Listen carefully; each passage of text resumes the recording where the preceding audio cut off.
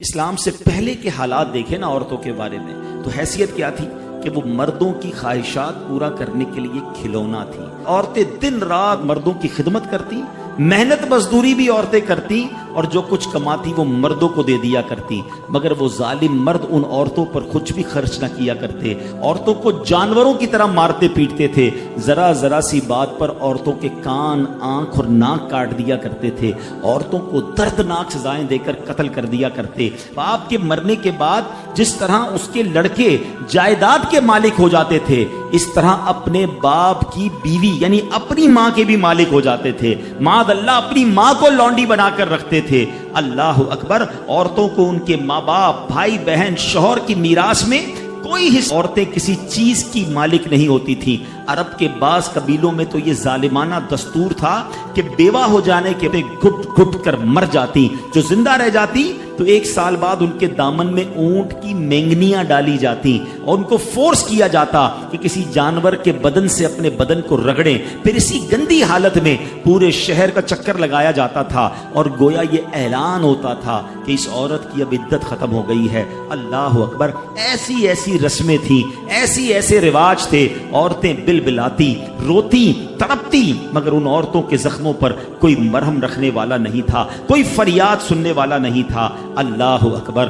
12 ربیع الاول کی صبح صادق کے وقت کائنات میں ایک ایسا نور جلوہ گر ہوا، ایک ایسی شخصیت آئی جہاں جس نے جہالت کے اندھیروں کو ختم کیا، وہاں ساری دنیا کی عورتوں کے لیے ایک ایسے دکھ کا مداوا بن کر آئے۔ نبی پاک علیہ الصلوۃ والسلام ایسے احکامات لے کر آئے، اتنی پیاری شریعت اور مذہب لے کر آئے جس میں اللہ کے دین نے عورتوں کو ایسا مقام عطا کیا کہ سبحان اللہ، عورتوں کی قسمت کا ستارہ چمک اٹھا۔ اسلام کی بدولت ظالم مردوں کے ظلم و ستم سے کچلی اور روندی ہوئی عورتوں کا درجہ اس قدر بلند ہوا کہ عورت معاملات زندگی اور موت کے ہر مرحلے پر عورت کو باوقار مقام حاصل ہوا۔ مردوں کی طرح عورتوں کے بھی حقوق جو ہے وہ بیان کیے گئے، عورتوں کی حفاظت کے لیے احکام خداوندی نازل ہوئے، عورتوں کو مالکانہ حقوق مل گئے، عورتیں اپنے مہر کی رقموں، اپنی تجارتوں، اپنی جائیدادوں کی مالک بنا دی گئیں، اپنے ماں باپ، بھائی بہن، اولاد اور شوہر کی میراثوں کی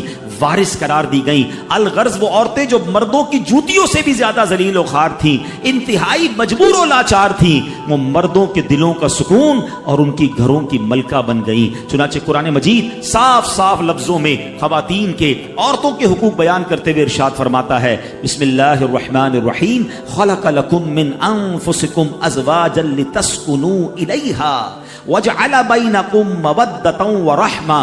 قرآن کہتا ہے، ترجمہ کنز الایمان، تمہارے لیے تمہاری جنس سے جوڑے بنائے کہ ان سے آرام پاؤ اور تمہارے آپس میں محبت اور رحمت رکھی۔ اب کوئی مرد نہ عورتوں کو مار پیٹ سکتا ہے، نہ ان کو گھروں سے نکال سکتا ہے، اور نہ کوئی ان کے مال و اسباب یا جائیدادوں کو چھین سکتا ہے، بلکہ ہر مرد پر مذہبی طور پر عورتوں کے حقوق ادا کرنے لازم ہیں۔ اللہ اکبر۔ گویا اسلام نے ظلم کا دروازہ بند کر دیا، کبھی ماں کے روپ میں، کبھی بیٹی کے روپ میں، کبھی بہن کے روپ میں، تو کبھی زوجہ کے روپ میں۔ اللہ اکبر۔ عورت کو ایک ایسا مرتبہ عطا فرما دیا کہ عورت کسی بھی روپ میں ہو، جب بھی اس کے جناب حقوق تلف کیے جائیں گے، نا انصافی کی جائے گی، اسلام وہاں پر اپنا کردار ادا کرتا ہے، اسلامی قوانین سامنے آتے ہیں، عورتوں کے حقوق بیان کیے جاتے ہیں۔